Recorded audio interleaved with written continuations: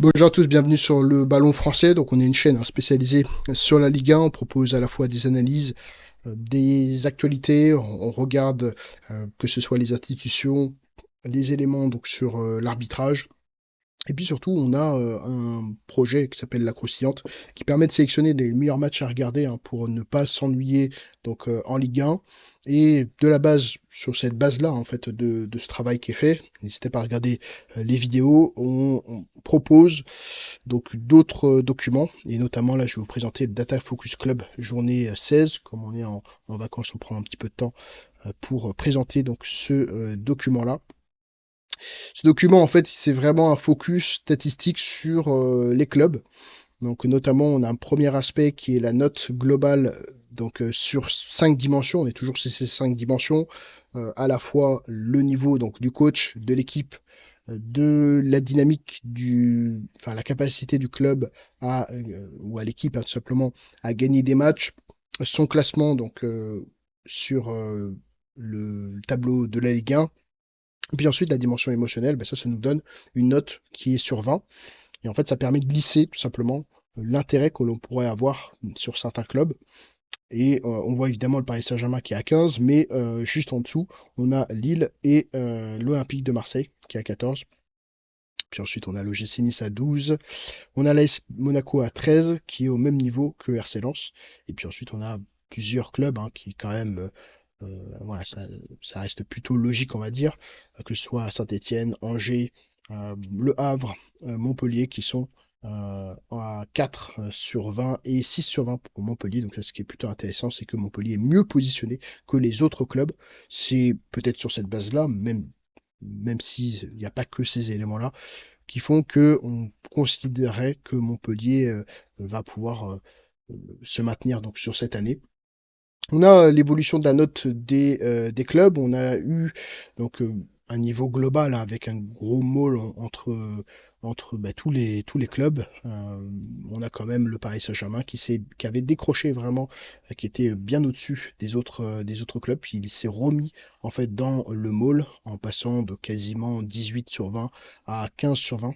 Donc là, en fait, on a un niveau très très serré de l'ensemble des clubs. Ça pourrait être intéressant de regarder ce qui pourrait être proposé sur les autres ligues, mais voilà, je n'ai pas forcément la possibilité et le temps de pouvoir le faire. On regarde donc plusieurs éléments sur ces graphiques. L'écart type, ça nous intéresse, qui est en train de légèrement euh, augmenter. Donc au fur et à mesure, on va probablement avoir des écarts de plus en plus importants au fur et à mesure des journées qui vont passer. On a la moyenne de l'ensemble des notes des clubs. Et là, on voit évidemment l'écart type qui est en train de considérablement augmenter, même si il est bien évidemment en dessous, enfin il est en dessous de la journée 13 et aussi de la journée 6. Il y avait un plus grand écart type, mais on considérera, même si la tendance ici a l'air d'être baissière, que l'écart type va continuer d'augmenter. Ensuite, donc, on peut regarder donc, notamment le graphique en étoile avec le niveau de l'équipe, l'entraîneur, le classement et la dynamique. Donc, pour le Paris Saint-Germain, avec un Paris Saint-Germain qui a un graphique en étoile donc très homogène. Ce qui va nous intéresser surtout, c'est l'évolution de la note où on voit qu'on est sur une tendance haussière, mais même si là il y a eu une cassure sur la journée, donc 14, 15, 16, 17, on est légèrement en dessous de la tendance, peut-être que c'est déjà un premier signe de la situation donc, du PSG, à voir évidemment si ils vont pouvoir garder cette note-là extrêmement importante. On a un groupe aussi assez homogène avec le Stade Bressois, étonnement. On a, bon, même si on est sur une tendance haussière, on voit que le Stade Bressois est en train de se reprendre par rapport à sa tendance, notamment sur sa note, même si elle reste en dessous de 10, on a une augmentation assez forte de la note du Stade Bressois. Ici, on est un petit peu, on est moins homogène sur celui-ci, on est bien au-dessus de la moyenne de l'ensemble des clubs. On a le niveau de l'équipe, l'aspect émotionnel qui est surtout important. On a le niveau de classement qui est au-dessus de la moyenne de l'ensemble des clubs. Mais et puis voilà, on a un suivi sur la tendance qui est assez, enfin qui est haussier, mais qui est plutôt stable par rapport à la tendance. C'est juste un décrochage, notamment sur les places de l'AS Monaco, donc passant de la deuxième place à la quatrième, troisième place. Il y a un léger décrochage, peut-être qu'ils vont retrouver leur tendance par la suite, même si évidemment ça va être compliqué avec l'ensemble des compétitions dans lesquelles ils sont. Là, on voit que Lille est dans une très bonne situation, très homogène. On voit qu'ils sont donc dans leur tendance et qu'ils restent aussi dans la tendance haussière. Voilà, Lille hein, sur cette année, hein, c'est vraiment plutôt solide. Ensuite, donc on a un groupe assez homogène, notamment au niveau de l'équipe émotion, entraîneur, donc pour le GC Nice, c'est juste la dynamique qui est un petit peu plus proche, une dynamique et classement qui est un petit peu plus proche de la moyenne de l'ensemble des clubs. On a une tendance donc haussière, mais très très forte, hein, pour aller vers notamment les places intéressantes. On a quand même un décrochage hein, sur la note sur 20 de l'OGC Nice. Est-ce qu'ils vont retrouver leur tendance par la suite? Ça va être évidemment intéressant.